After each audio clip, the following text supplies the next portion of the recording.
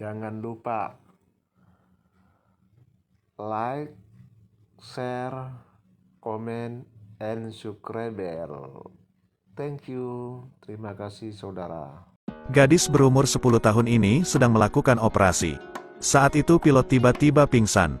Dia memotong lehernya, lalu gunakan stik es krim sebagai penyangga. Karena tidak punya tabung pernapasan. Jadi mereka menggunakan tabung dari masker oksigen pada pesawat sebagai gantinya. Tindakannya sangat lembut. Dalam 1 menit pilot itu diselamatkan. Meskipun dia masih muda, tapi biaya operasinya sangat tinggi. Asisten deputi menyiapkan 100 juta yen untuk pra-operasi. Pihak lain perlu menandatangani perjanjian keamanan rahasia. Tapi dia tidak peduli dengan jumlah uangnya. Itu karena dia hanya suka coklat.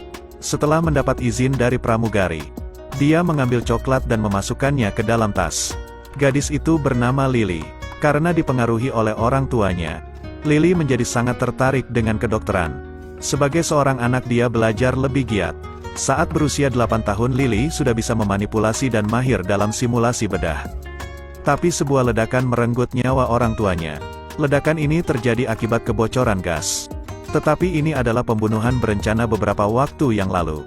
Ayah Lily adalah seorang dokter operasi yang jenius. Setelah menjadi pengawas dan direktur rumah sakit nasional, seseorang di perusahaan berkolusi dengan politisi, sehingga mempengaruhi kepentingannya. Jadi ayah Lily dan 6 anggota tim operasinya baik-baik saja. Lily adalah satu-satunya orang yang melihat pembunuhnya. Saat itu dia mengira pihak lain adalah murid dari ayahnya. Jadi dia berbicara dengannya. Dan orang ini juga sangat spesial. Pada lengannya terdapat sebuah tato. Lily bertanya siapa dia. Pria bertopeng itu berkata dia harus mematuhi orang tuanya. Karena ketika mati, Lily harus menjadi seorang gadis yang baik. Setelah mengatakan itu dia langsung pergi. Lalu ada ledakan terjadi. Murid ayahnya bergegas untuk menyelamatkannya.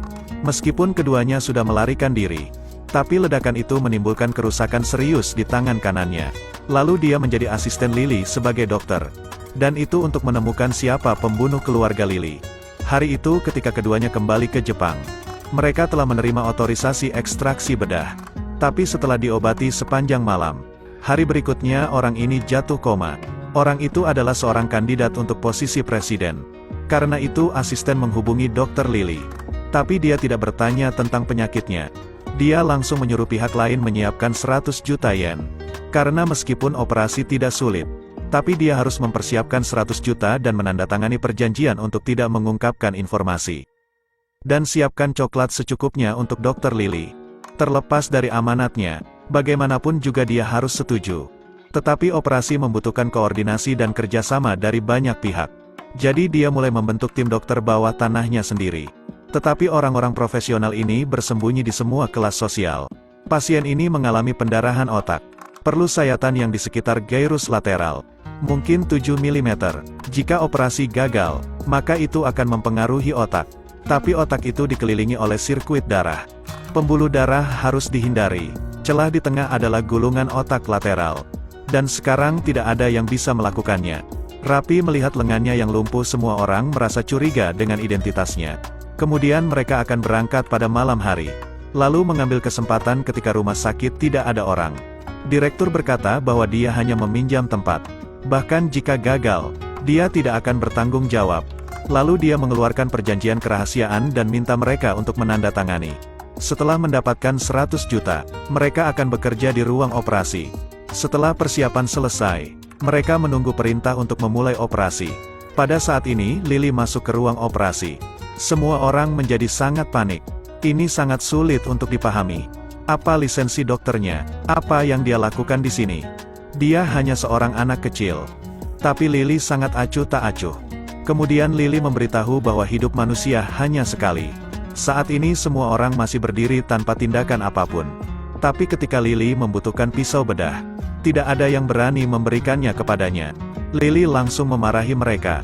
Selama operasi, kalian harus mendengarkan instruksi dari dokter. Lalu dia menyuruh perawat untuk mengambil pisau bedah. Perawat itu masih merasa ragu saat ini. Lalu dengan enggak memberikan pisau itu pada Lily. Setelah ambil pisau, semua orang sedikit bingung. Kemudian Lily mulai membedah. Semua orang terkejut melihat tindakannya yang terlalu pintar. Dengan kerjasama dari semua orang, Operasi ini berlangsung dengan tertib. Salah satu dari mereka ternyata penyidik dari kasus pengeboman. Tesu menyadari sesuatu dari pasien ini. Ketika semua orang merasa takjub, Tesu menerima panggilan dari seseorang. Gadis itu memberikan berita tentang kasusnya. Lalu Tesu menceritakan situasinya kepada Lily. Orang yang berbaring di meja operasi adalah dalang di balik pengeboman. Setelah mendengarnya, Lily meletakkan pisau bedahnya dan menghentikan operasi. Lily, apa yang salah? Apa yang sedang kamu lakukan? Jika kamu tidak terburu-buru, pasien itu akan sangat kritis. Orang jahat ini lebih baik mati. Dia harus membayar apa yang dilakukannya. Aku setuju bahwa jika kita mati, kita tidak akan memiliki masalah lagi. Tapi apakah ayahmu mengajarimu hal seperti itu? Hidup semua orang sama. Setelah mendengarnya, Lily bertanya balik kepada Tesu. Apakah kamu bisa merasakannya, jika ayah tahu pasien adalah seorang pembunuh? Apakah ayah akan tetap menyelamatkan orang itu? Setelah beberapa saat merasa ragu, Tesu langsung menjawabnya, Lily, aku juga merasa bahwa ayahku adalah orang yang berniat untuk menyelamatkannya. Karena itu Lily memilih untuk terus berdiri di atas meja operasi. Operasi telah berhasil diselesaikan. Pasien juga sudah tidak dalam kondisi kritis. Lily membuka koper dan menyerahkan remunerasi untuk semua orang. Dia memberikan 10 juta yen dan coklat per orang. Lily sangat suka berbagi coklat dengan semua orang. Dia mengatakan ini adalah tanda kerjasama. Coklatnya tampak sangat lezat. Nyatanya sebelum Lily memulai operasi teknik kedua, dia juga setuju dengannya. Setelah Tasuo Noberto bangun, Tesu meminta anaknya untuk menemuinya. Tetapi orang tua ini tidak mau mundur. Dia memberitahunya untuk tidak bercanda. Kemudian sang anak menceritakan tentang ledakan gas tersebut 2 tahun yang lalu. Lalu dia berhenti. Pria itu sangat marah dengan apa yang dilakukan ayahnya. Tanya ayah, ya tidak ada hubungannya dengan itu. Ayah, apa yang kamu sembunyikan dariku? Lalu adegan beralih ke salah satu kota dari anggota tim Dr. Lily. Di lengannya ada tato yang seperti tahun itu. Lalu gantung diri di rumah. Setelah melihat foto Lily dan Tesu, pria bertato menelepon seseorang. Dia mengatakan orang yang bertahan 2 tahun lalu adalah seorang dokter di Jepang. Gadis berusia 10 tahun masuk ke kamar operasi untuk mengoperasi bos gangster. Para bawahan dengan cepat mencegahnya. Meskipun bos gangster memiliki penyakit yang tidak bisa disembuhkan, tetapi mereka tidak bisa membiarkan Lily melakukannya. Gadis itu tidak membiarkannya. Dia memberikan jawaban statis. Usia hanyalah sebuah angka. Ketika operasi akan dimulai, pria itu melihat obstruksi. Lalu dia langsung menarik senjata. Semua orang menjadi sangat ketakutan. Wanita itu segera mencegahnya. Operasi ini harus dilanjutkan. Gadis ini bernama Lily. Panggilan Gipsy adalah dokter coklat. Meskipun operasinya sangat sulit, tapi dia bisa melakukannya. Lalu mereka mendapat uang 100 juta yen. Dan pihak lain menandatangani perjanjian kerahasiaan. Bahkan mereka menyiapkan coklat sebagai ucapan terima kasih. Dengan begitu operasi akan dilakukan.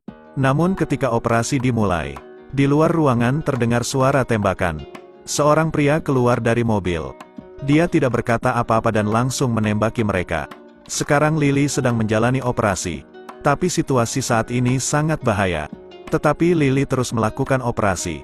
Tapi dia tidak tahu bahwa orang yang datang adalah orang yang membunuh orang tuanya tahun itu. 2 tahun yang lalu pria bertato membunuh orang tua Lily. Lalu Tesu bergegas menyelamatkan hidupnya. Kemudian mereka pergi ke kantor polisi untuk melaporkan kejadian tersebut. Tetapi setelah menghadapi banyak kesulitan, polisi itu juga memiliki tato yang sama. Dia ingin membunuh Lily. Untungnya Lily menggigit tangannya untuk melarikan diri. Setelah mengetahui Jepang tidak aman lagi, Lily dan Tesu melarikan diri ke Singapura dan menjadi dokter di sana. Tapi belum lama ini mereka baru saja kembali ke Jepang. Saat ini gadis bernama Ayumi datang untuk memberitahu. Pria itu adalah anggota dari organisasi ini. Tapi dia melanggar aturan di sini. Dia mendapatkan pekerjaan yang buruk di luar, sehingga menyebabkan orang tua Lily meninggal. Ayah dari bos mengusirnya secara terorganisir. Setelah mengetahui ceritanya, tanpa diduga ternyata dia menyimpan dendam di dalam hatinya. Dia menyelinap untuk membunuh ayah dari bos organisasi. 2 tahun ini bos wanita selalu mencari pengkhianat ini untuk membalaskan dendam ayahnya. Tapi dia memiliki penyakit kelenjar adrenal. Mereka menunggu berita untuk memperkenalkan Dr. Lily. Sebelumnya operasi ini berjalan dengan baik. Tapi saat bloknya berhasil dihapus, tekanan darah sistolik pasien menurun drastis. Mereka menduga pendarahannya sangat parah, dan posisinya berada di bawah nadi besar, atau mungkin di pembuluh darah di sekitarnya pecah. Jika tidak segera diobati, maka orang tersebut akan mati karena kehilangan darah. Salah satu anggotanya berspekulasi mungkin ini dari pembuluh darah di hati. Tapi setelah menginjak angka 60, maka ini harus segera ditangani. Tapi ketika Lily bersiap untuk menjahit lukanya, karena jarumnya terlalu tebal hingga menyebabkan pembuluh darahnya terputus, mereka harus menggunakan jarum yang lebih kecil. Tapi tanda-tanda kehidupan pasien secara bertahap menghilang. Tidak ada waktu untuk menemukan jarum halus. Salah satu anggotanya mencoba menjelaskan. Dia adalah seorang insinyur klinis yang jenius. Karena sering tidur selama jam kerja. Tapi dia tidak ingin menghabiskan uang untuk mengurus dirinya sendiri. Lalu dia mengeluarkan keterampilannya yang hebat. Karena selalu membawa beberapa alat khusus. Saat ini dia melepas jepit rambutnya dan akan menyiapkan jarum kecil. Pertama adalah menghaluskannya dengan penggiling. Dilanjutkan dengan desinfeksi di suhu tinggi. Jarum bulat kecil sudah selesai dalam 1 menit. Kemudian di bawah kemahiran Lily, pendarahannya telah berhenti. Tekanan darahnya kembali normal. Pasien juga keluar dari bahaya. Tapi pria tato sudah sampai di sana. Untungnya dia dilumpuhkan oleh bawahan bos. Jika tidak mungkin semua orang akan pingsan. Setelah mengetahui operasinya sukses, Keisuke langsung tersenyum. Dia berterima kasih kepada Lily. Tapi setelah Lily melihat pria itu, dia menyadari bahwa orang itu telah membunuh orang tuanya. Dia juga mengakui ceritanya tahun itu. Setelah mendengarnya, Tesu segera mencengkram lehernya. Mengapa kau membunuh orang tuanya? Siapa konspiratornya? Katakan sejujurnya. Pria itu menebak mereka semua berpikir begitu. Jadi dia menggunakan itu sebagai alasan untuk bunuh diri. Tapi setelah dia hendak bertanya lebih jauh, tiba-tiba di luar terdengar suara sirine polisi. Karena mereka dokter bawah tanah, Keisuke memberitahu mereka untuk segera pergi. Tidak lama kemudian polisi muncul di sana. Tapi ketika mereka semua dibawa pergi, ternyata dalangnya adalah teman terdekat Tesu. Tesu sangat marah mengetahui hal ini, lalu melampiaskan amarahnya ke tempat sampah. Saat ini satu dari anggota tim medisnya datang. Ternyata dia sudah mendekati Tesu beberapa hari yang lalu. Dia berbicara bahwa ada sesuatu yang sangat penting untuk diberitahu. Tetapi saat itu Tesu menerima telepon dari seorang wanita. Lalu dia langsung pergi. Kali ini dia datang lagi. Lalu menunjukkan tato di lengannya. Tesu sangat terkejut. Bagaimana caranya dia bisa mengundang dokter rahasia di sebuah negara kepulauan? Pertama, orang perlu menyiapkan 100 juta dalam bentuk tunai dan menandatangani komitmen keamanan. Meski begitu, ada banyak orang yang mendengar namanya. Hanya karena dia bisa menjamin tingkat keberhasilan 100%. Nama gadis ini adalah Lily. Gangster itu memanggilnya Dokter Coklat. Gadis ini sudah banyak berlatih simulasi pembedahan yang berbeda. Tapi ledakan gas telah mengambil nyawa orang tuanya dan 8 anggota tim dokter ayahnya. Dari dulu gadis itu telah memulai perjalanan pembalasan dendam. Untuk menemukan pembunuh yang sebenarnya, Lily dan Tesu mengumpulkan orang profesional dari semua kelas sosial. Kemudian mendirikan timnya sendiri. Hanya dalam 2 tahun mereka telah menjadi tim medis bawah tanah nomor 1 di Jepang. Hari itu Lily dan anggota timnya pergi ke sebuah acara. Tapi mereka menemukan seseorang pingsan di toilet. Setelah menariknya keluar, Lily mendeteksi bahwa tekanan darahnya sangat tinggi. Dan nadinya berdenyut dengan lambat. Lily menduga ini bukan penyakit yang biasa. Jadi dia harus mengikuti pemeriksaan berikutnya. Semua orang di perusahaan mendengar berita itu. Lalu mereka ingin melihat kondisinya.